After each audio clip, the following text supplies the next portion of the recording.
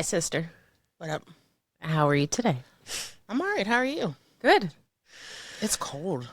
It is cold. It is cold. We're in Pittsburgh, and it is cold in Pittsburgh. Yeah. I don't love it. No, Yeah, I don't love it. it's not my thing at all. So today we're here to talk about where's the adult? How did it come to be? What does it mean? When was that moment that we were like, ah, we have to be the grown-ups now? Okay. Yeah. Wow. That's I know it's a loaded question. it is a loaded question. It's a loaded question. Let's see. What would we say? Like 2000 and what? 16? Yeah. When, all hell broke loose? Yeah, I Yeah. think so. That was wild. So yeah, I would say that started out with our grandma having a brain bleed and everything that came with that. Going to the hospital on a daily basis, checking on her house on a daily basis. You did a lot with the doctors, Yeah. right? Yeah, learning to advocate not only for her. Mm-hmm. So this was before I was a nurse. So trying to figure out the medical jargon and get people to Well, I guess we should back up yeah, because I'm Alayna. reverse. Reverse. I'm Darah. And we're sisters, I'm sisters. biological sisters. Same parents. I like to say same vagina. She is older and took all the ink from the printer. So when I came out, there was just no more ink left. Yeah, yeah, that sounds right. Yeah. I But am. the doctor says I have a form of albinism. Silly Which doctors. is funny because we always thought that was offensive Yeah. because people would say, "Oh, your sister's an albino," and I'd say, "No, she's not." I'm like, no, I'm not. My skin's not that light. I have pigment in my hair, but just like everything else, apparently it's a spectrum. You don't find these things out until you're an adult. Yeah, you'll find throughout our podcast, there's a lot of things that we land on the spectrum about. Yes. The world is, yeah. Everything's a spectrum. Yeah. By trade, I'm a manicurist. I've been a manicurist forever, like 20. Oh my gosh, 25 years this year. Wow, you're old. I'm saying You're old. that's crazy. I am a mom to a boy man, and I have two four-legged children, a husband, and this year I became a certified self-care coach. Woo. What up? Shout out to Kane Dukes. Yes. And so tell us about you. I am a everything. So I'm a nurse. Currently, I am a nurse for individuals with developmental and intellectual disabilities. I have a husband. I have two step adults, and two grandkids, and one four-legged puppy. Grandkids. You're a granny. I'm a granny. Nana D. Before becoming a nurse, I was an entrepreneur. I had my own business that focused on health and wellness for adults with a wide variety of disabilities. So the disability community has been your jam for a while. I'm part of that community, so I gotta love on my community, love on the communities you're part of, and I'm a part of that community, so I love on them. Yeah, I feel like, every time we talk about this, caring for people has always been a part of who we are. I'm pretty sure that's what our mother, like, Instilled in us. yeah, that's just her way. That we're supposed to be a blessing. We're supposed to care about people. That you're supposed to do things for your neighbors and not accept any money. Or when you're a kid, that kind of sucks because you don't understand. You're like, why can't that old lady pay me? But, I'll take cookies, wherever she got. yeah. But as an adult, I'm like, oh yeah, you should just do things for people because it's the right thing to do, Right. opposed to, And that is what you always said. Just do things because it's the right thing to do. yeah. Even if the person sucks, just do it because it's the right thing to do. So yeah, we've been in one aspect of an or another caring for people for quite some time. Definitely. And then in 2017, we were kind of pushed into a different kind of caregiving situation. Yeah. 16? 16. 16. I think it started in 16. Yeah. Yeah. And before that, we had our own health struggles and issues. Oh, yeah. Yes. Not forgot about that, but like I feel like when you're so focused on caring about other people, you always go to the back burner. Yeah, sometimes you forget that, like, oh yeah, I have health issues and problems, and maybe I should focus on myself. When was the last time I took a shower? That's kind of important too. Yeah. Yeah, hence the reason, coaching people in a better self-care journey ranks high on my list of things to do. And myself included, because, yeah, I can be neglectful when it Yeah. comes to me. Sometimes you just forget. You're just like, oh yeah, I forgot. Mm-hmm. I forgot that I'm supposed to care about myself. Yeah. So, full disclosure, I have multiple sclerosis. I got diagnosed in April of 2016.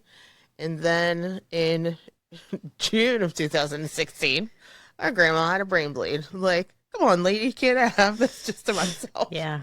Let me have time to process what's going on here. But that was not to be. And you? Would you like to share your struggles? So in my mid-20s, I got diagnosed with bipolar 1. And I recently just got diagnosed with dyslexia. Congratulations! Yeah, the joke that I'm just functionally illiterate, that joke is not a joke. I do struggle with reading, and it's because my brain is wired a little bit differently. And I can't blame everything on. I'm like, oh, it's just my bipolar. No, it's my dyslexia too. Mm-hmm. Yeah. So, yeah, that's why the disability community is so important to me, because I am a part of that community, and all those terrible statistics that, people with disabilities die 25 years sooner than the general population. Yeah, my whole business was about changing those statistics. We are a whole bag full of something special. Something. Oh, we shouted out your school, so I got to say, Hail Pitt, University of Pittsburgh. And West Penn School of Nursing. We're Pittsburgh proud. We are. We go to school here. We work here. We live here. Mm-hmm. Yeah, we love our Yinzer city. And now we podcast here. Yeah. What? Yeah. Okay. All right, so back to our origin story. That is our origin story. Wow. But how we became caregivers, the adults that we are today. Yeah. Or some version of the adults that we are today. Yeah, so our grandmother, she had a brain bleed, seizures, ICU, all that. Life flight. All that terrible things. And then she went to 3 different facilities after the hospital. Yeah. Yeah, she went to 3 different facilities after the hospital. And her last facility was a rehab facility. Mm-hmm. And in the rehab facility, someone had to learn how to help her with transfers and walking. And as the exercise scientist in the family, that fell on me. Mm-hmm. So I helped her. I was, at the rehab every day. Mm-hmm. So much so that I got pneumonia because I wasn't taking care of myself. Mm-hmm. My husband, who had pneumonia, said, "You don't sound good. You should probably go to urgent care." So I go to urgent care doctor. They do the chest x-ray. And she's like, "You have pneumonia in both of your lungs." And I said, "Okay, I think you should go to the hospital." And I said, my grandma's getting out of this rehab tomorrow, and I'm the only one that can sign her out. And I'm like, can I wait? She tried to persuade me instead. got a steroid shot. I had to take these pills. And it's the only time I've ever been to urgent care where the urgent care doctor calls you the next day to check on you. And then the day after that, I think she was just trying to make sure I was still alive. When I hear that story, that is so freaking sad. Like, that is so sad. But it was normal for us. It was like you not. And I remember, for as upset as I was that you had pneumonia, like, what was the other option? yeah, there was no, Like, you were the one that knew the stuff. yeah, I knew the stuff. We had already petitioned insurance to let her stay additional time. Like, they were like, you gotta go. She has to go. She didn't have use of her right arm, and she was right-handed, which made it add a little extra sprinkles to the situation. Yes. Yes. And unstable on her feet, unsteady gait, all of that. Mm-hmm. So, Her speech was off. yeah, So all the things. all the things. So we didn't have a choice. So we got her home, and then I proceeded to sleep in a gigantic chair in my living room for the next 4 days because you could hear my lungs rattle from across the room. I was just like, like it was. That's horrible. It was bad. That is horrible. It was bad. But with our grandmother coming home, then the decision was made that she didn't want to be taken to a facility. She was going to do the exercises that she needed to be able to get herself stronger. And our hope was that eventually she'd be able to live by herself again. She was always quite independent, even after our grandfather died. She lived alone up until the point of her brain bleed. She lived alone.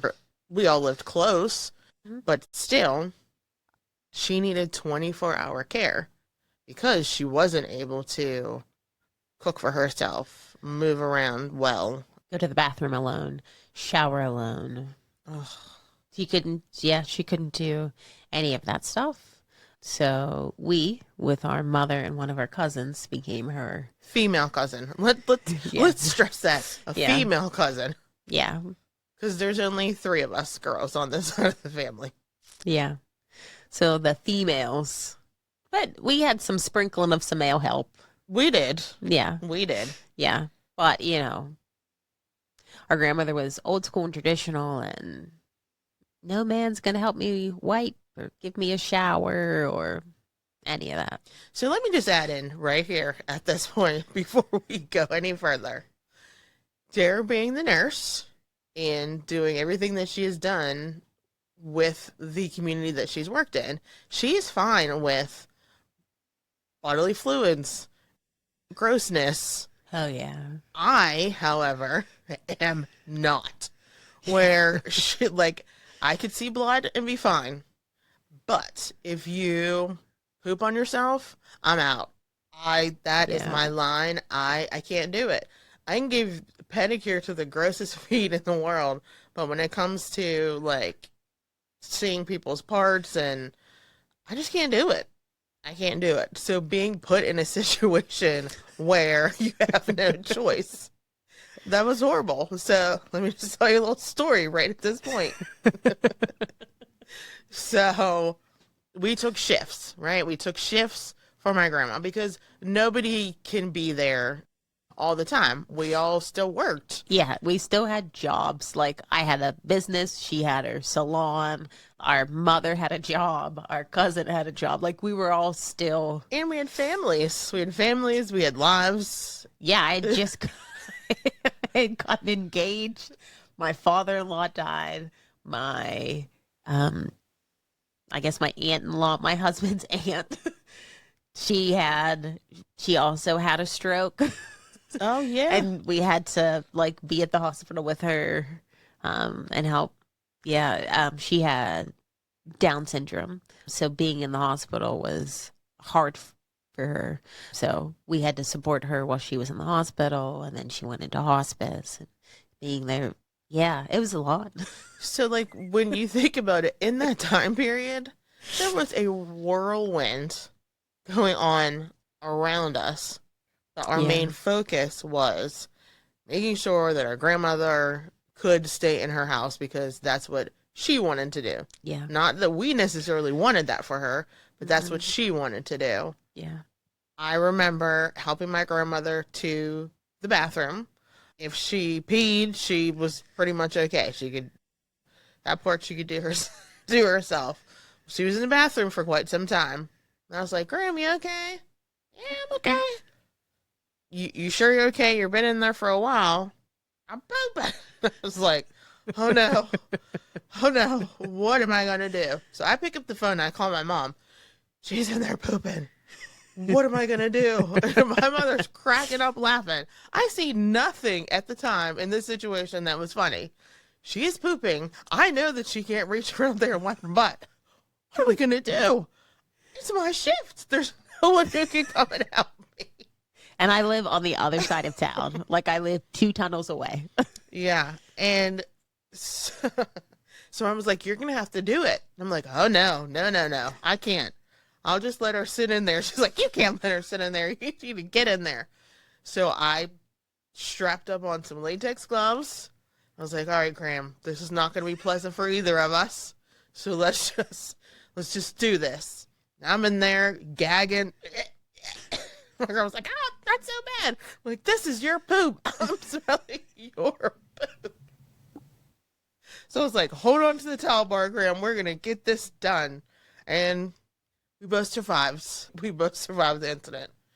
Oh, that was rough. Yeah. Rough stuff. Oh my God, it was rough. Woo.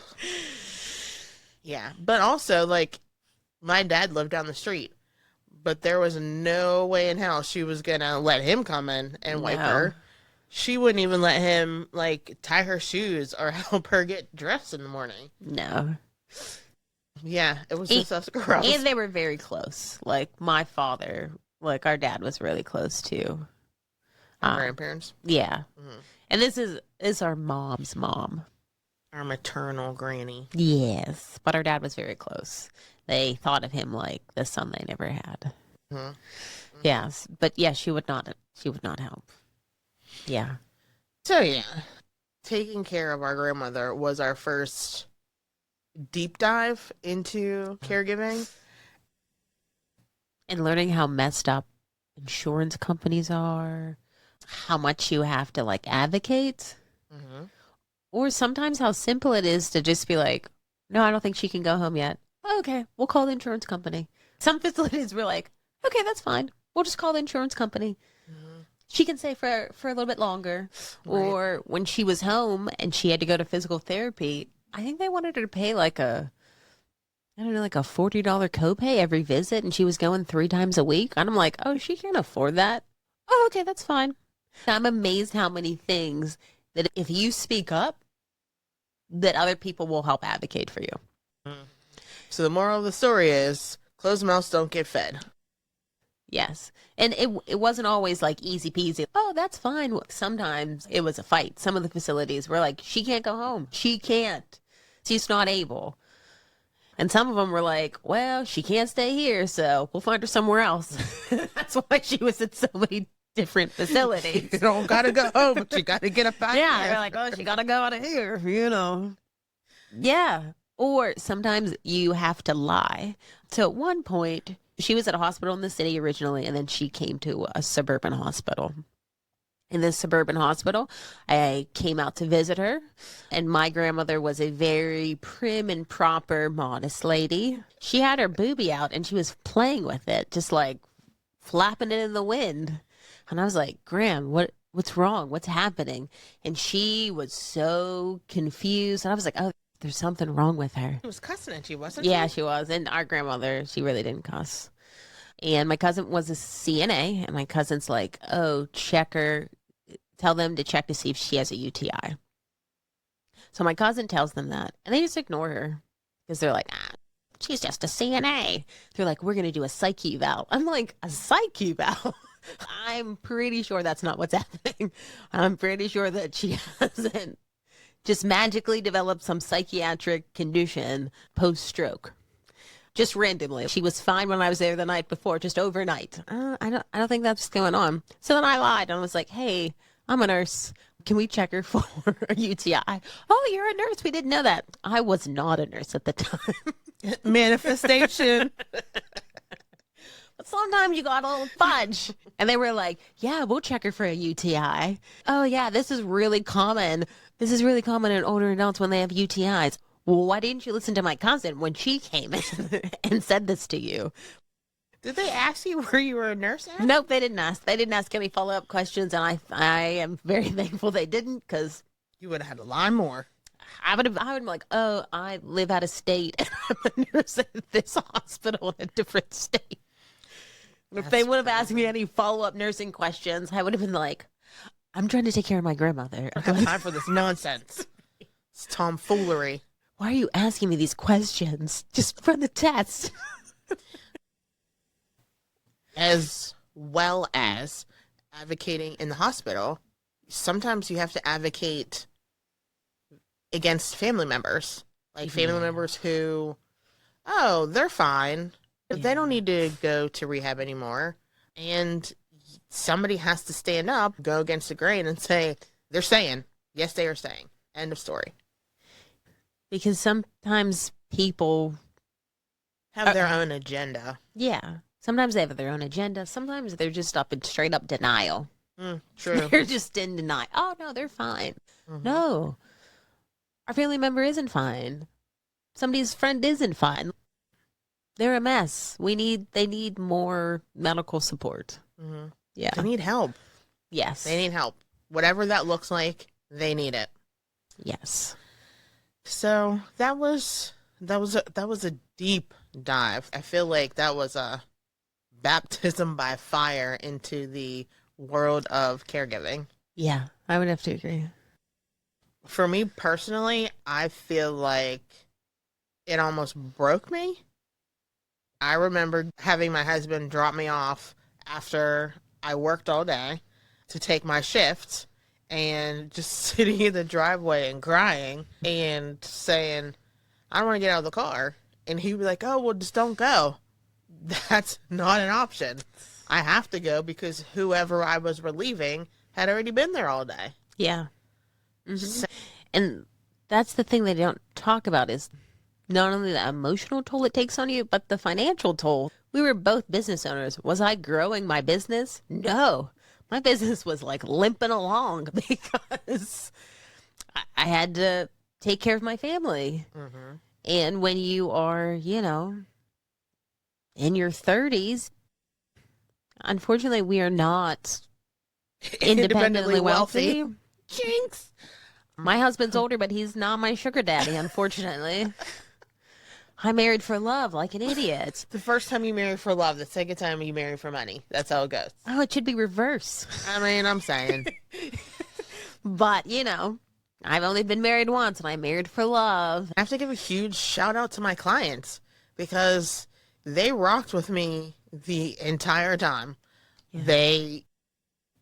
I could call, hey, I need to reschedule. Hey, can you come in early?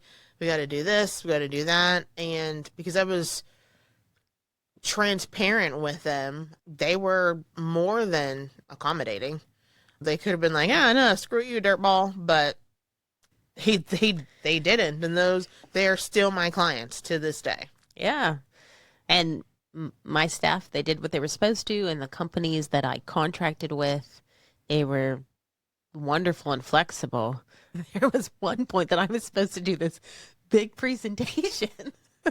And my husband is also one of the people that we have to caregive for because he is a ninny and doesn't follow doctor's orders. So my husband's like, oh, my chest. And I was like, oh, babe, what's happening? We go to the hospital. He has to get new stents put in. I'm supposed to do this big presentation for hundreds of people. I think the state's going to be there. And I was like, okay. So I'm figuring out with the doctors. And I was like, this is a real weird request, but can it be in the afternoon so I can run and do this presentation? Meanwhile, we went to the hospital. I slept at the hospital. The nurses gave me like random clothes to wear. I go down to the gift shop and, of course, buy a Pittsburgh Pirate shirt so I can drive on the other side of town to do this presentation. Oh my gosh. And they were like, that was a wonderful presentation. I'm like, was it? I don't even remember doing it. So I could drive back so I could be there before he went into surgery. And I'm like, hey, you people need to pull it together. The things you do for those that you love. I'm like, I can't. This is too much.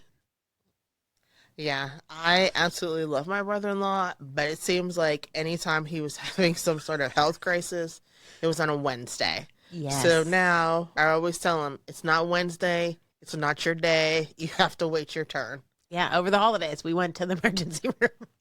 Mm-hmm. Yeah, he does not listen. He does not listen. They say that nurses don't listen to the doctors or go to the doctors.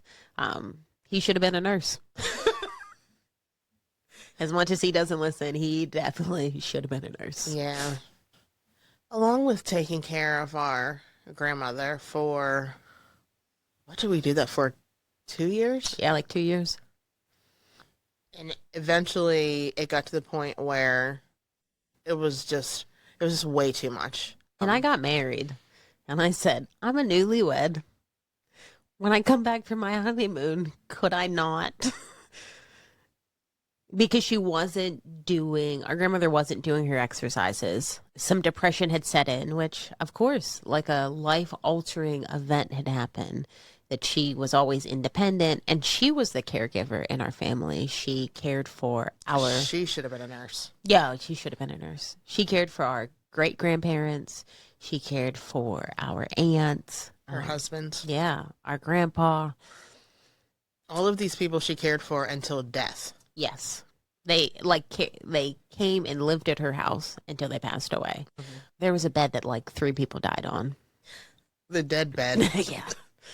I didn't like to lay on it. We've since thrown that bed out.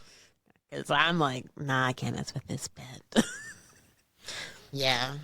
So yeah, it was hard for her. It was hard for her. It was a huge adjustment that she just didn't adjust well.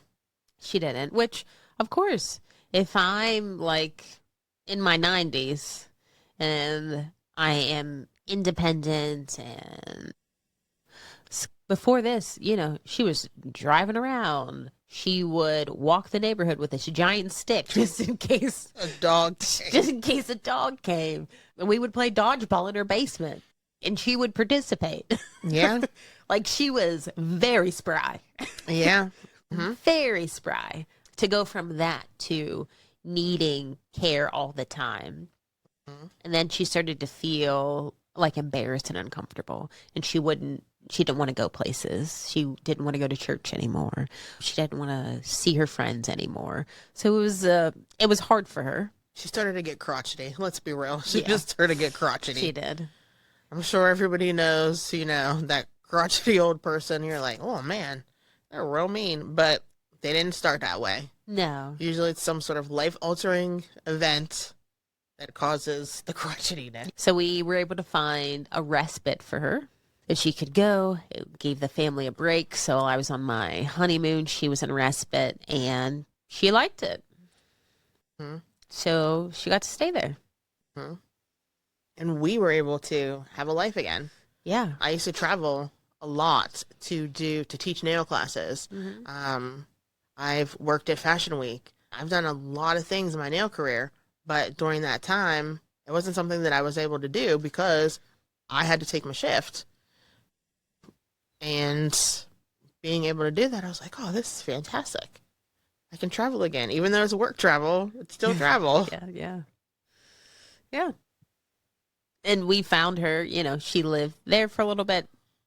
And then she moved into a retirement home where our mother paid for an aide to assist her. So she had her own little apartment, and an aide would come in and help her. And she had friends. She was more independent. Yes. Yeah. So sometimes you got to give people that push, even if they don't want it. Even if that's not the best thing. Even Yeah. if they don't think it's the best thing. Yeah. Right. Because they're only looking at the small picture. Yeah. That's where advocacy, somebody has to look at the big picture. Yeah. You know, what's the end game here? Where are we trying to go? Where are we at now? Where do we need to go? Mm-hmm. And to be brave enough to say it. Yeah. Even though she was like, I want to stay in my house. I want to stay in my house. She wasn't happy in her house because she just isolated herself. So yeah, she was in her home, but she had isolated herself because she felt embarrassed that, oh, I can't move. Oh, I can only wear sweatpants because I have a hard time getting my pants off, so I can't go to church in sweatpants. God doesn't care what you wear to church. He sure doesn't. And the church she went to, they didn't care either. They were not going to judge her. They were, we take you as you are, church. Yes. But sometimes the conversations that we have in our head with ourselves are much different than the reality of situations. Mm-hmm. They're a lot harsher. They are. Yeah. We're some jerks to ourselves. We really are. So even though having her move was challenging and a big fight, it actually worked out. Yeah. Because she lived another, 6 years? Yeah, she lived another 6 years. That's fantastic. Yeah. Mm-hmm. She was 93 when she died? Yes. We're going to go with 93. Yes. We might be completely wrong, but we're Might going be. with 93. I think that's a caregiving and trauma. It messes up your brain. Yes. It distorts time. And yeah, sometimes it distorts time and reality. And you're like, hold on, wasn't that like so many years ago? And you're like, oh, that was last year. How did so much happen in a year? Mm-hmm. How did all of this? Yeah. It's like COVID. Yes. If did it happen before or after COVID? Yes. It doesn't really matter how long after COVID or how long before. It was just before and after COVID. Yeah. Pandemic, I guess we should say. And like 2020, that's like, it was only like 5 years ago. 2020 was 5 years It ago. was 5 years ago. Not like it was 5 years It ago. seems like it was so long ago. It does. It really does. But then in some aspects, like, oh, it feels like it just happened. But also, it was really far. Right. Trauma brain.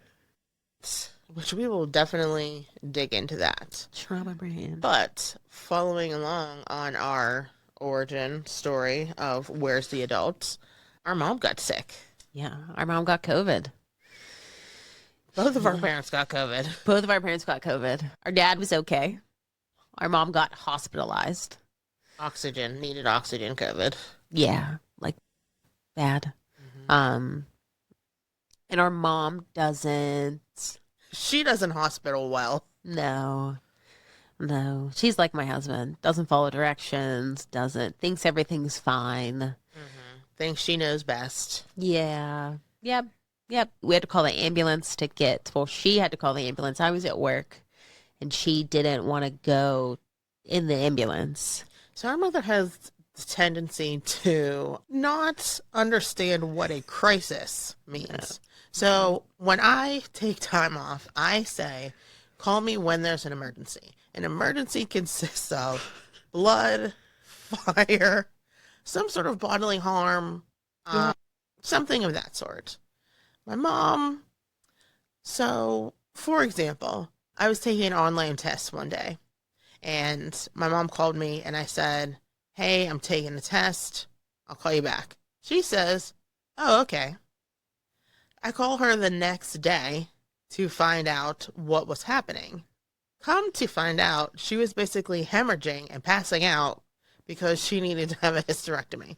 Yeah. Now, if she would have just said, hey, I need to go to the hospital, I would have stopped what I was doing to take her to the hospital. Yeah. But meanwhile, I just think, oh, she's just calling to gossip or, tell me about work or something, Dancing with the Stars. But no, there was a crisis. Yep. COVID, I was calling her. It was the week of my birthday. And she wasn't answering, which is very odd for her because she is a huge celebrator. Yeah. So birthdays, Christmas, all of that. She's a big celebrator. She had my dad drop off, I think, a card or something. And I was supposed to leave to go to New York. It was doing a trade show. Didn't answer. So I live close enough. I just went down there. Thank God I did. Our dad was just sitting downstairs like, oh, your mother's fine. Went upstairs. Our mother was bloated. Hadn't been out of the bathroom or hadn't been out of the bed. Wasn't going to the bathroom. Her blood pressure was off the charts. Her pulse ox off the charts. Yeah, it was super low. My sister's saying, call 911. And my mother says, no. The only thing she can respond to is, no, I'm not going to the hospital. Yeah. I'm at work. At the time, I worked at a psych hospital. So I'm sneaking in the nurse's station with my cell phone, yelling at her. Like, I don't care what she says. She's going to the hospital. She needs to go to the hospital. What is wrong with her? This is how absurd it was. She said, no, I just need some mandarin oranges, and told my husband to go and get her some mandarin oranges. Meanwhile, I'm calling 911 to get the ambulance to come. They get there, and she's like, no, I'm not going. To the point where they almost left her because they said, ma'am, we have other people that we need to help. If you're not going to go, then, we have to move on. Couldn't walk. Had to be put in a ambulance chair and taken down the steps to be put in a stretcher because she was that bad off. Yeah, she was on a non-rebreather for any of our folks that in healthcare. Yeah, she was in the hospital for like 10 days. Mm-hmm. Yeah, it was bad. And so while our mom was in the hospital, then our dad started acting very erratic. Very erratic. So I guess reverse in 20, maybe 15. We're really not sure. Trauma brain. Our dad started behaving oddly. And we're like, that's not right. And just because of the work I do, I'm like, hey, he might have like early stage like dementia. No, there's nothing wrong with him. I'm like, yeah, like he doesn't know people's names that he like has a close relationship with. And then my mom took him to a neurologist. So our dad played football. He played football in college. Woo Clarion. And this guy remembered my dad from football. Oh, you were such a good football player, blah, blah, blah. They didn't really check him or assess him. They was just too worried about, hey, you played football 50 years ago. Clearly you're not playing. Oh, he doesn't have CTE. And I'm like, well, that's great. But what does he have? He eventually got to see somebody else who was like, oh, he has Alzheimer's. Take these pills. Early onset Alzheimer's. Yeah. Because currently our dad he turned 72 years old tomorrow. Or today, depending, because so his whole life he thought his birthday was one day, and then he got a passport and found out his birthday was a different day. But what we found out in that was back then it was whenever the doctor came and filled out the birth certificate. So like you might have been born one day, but it wasn't until they filled out the certificate that was your official birthday. Yeah. So okay. Back to our mom has COVID. She's in the hospital. Mm-hmm. Our dad starts acting strange. Very strange. Very strange. Wobbly. Yeah. He was stuttering. At that time, I am in a nursing school. And I am in you were in nursing school then? Yeah. When they had COVID, I was in nursing school. Are you serious? Wow. We went through a lot. We went through a lot. So I'm in nursing school, and not like the 4-year nursing school, the accelerated hospital style nursing school. My dad's PCP and I talk literally every single day. Oh, these are the symptoms. Oh, this is this. This is this. So one day I pull into the parking lot to go to school, and his PCP called and said, I think I want you to take your dad to the hospital just to rule out a stroke. Yeah. And I'm like, oh, okay. But it's COVID time. So I take him to the hospital, and they're like... So I get my dad and bring him to her. And they're like, you can't stay with him And I was like, he can't tell you anything right now. He barely knows who I am. He can't. So they took my phone number. You know, when you're in the hospital, the doctor comes in and they're like, hey, blah, blah, blah, blah, blah. Every time that happened, they had to call me. Every time a new person came in, they called me. And they're like, we're going to give you this little pager so you can track him. And I'm like, okay, but I wasn't allowed in the hospital. So I'm just like hanging out because I don't know. Is it going to be 10 minutes? Is it going, well, we all know it's not going to be 10 minutes, but. Right. Are they keeping him? Are they? Yeah. Is it going to be 5 more hours? Is it going to be 2 more hours? Like, what is the situation? So what we found was that COVID was exacerbating his Alzheimer's symptoms. Yes. So every time our dad gets COVID, which he's had it maybe like 2 or 3 times, 2 or 3 times. Really, any sort of illness. Yeah. Cold, flu, whatever. Yeah. He starts to stutter. His short-term memory goes out the door. He's more confused. He becomes incontinent. Yeah. And our dad's really, the man that we've known as our dad is very calm and chill, and he doesn't really cuss. Like, if he does, you know, he is really mad. He did something bad. But this makes him a person who we do not recognize. Like, somebody who would hang out at the bar. Yes. Yeah. And not a nice, classy bar. No. It's like the neighborhood crusty bar that your parents tell you don't ever go to that bar. That's where he would be hanging out at. Yeah, he'd be a regular. Yeah. So yeah, that was our parents in COVID, and our mom had to come home with oxygen. Yeah. That at first she was saying, "Oh, I don't need this," But she did. She needed it. It was just in her mind. Her lungs were like, please. And her brain was like, please. And she was like, oh, I don't need it. I don't need it. Yeah. This cord is getting in my way. Lady, you need to breathe. That's the more important part of this. So yeah, that was 2020. We had some folks pass away in that time period in the next few years. Yeah. So we had, Yeah, we did. we had a lot of grief swirling around. Yeah. Right now, one that really sticks out to me is when our family dog died. Oh my God. And my mom called, and I actually thought that my grandmother had died, the way that she was just She was hysterical. So upset. Like, I couldn't even hear what she was saying. She was so upset. And like, my dad was he was at work, and she's like, you have to go pick him up. You have to go pick him up. And I was like, what's happening? Like, who died?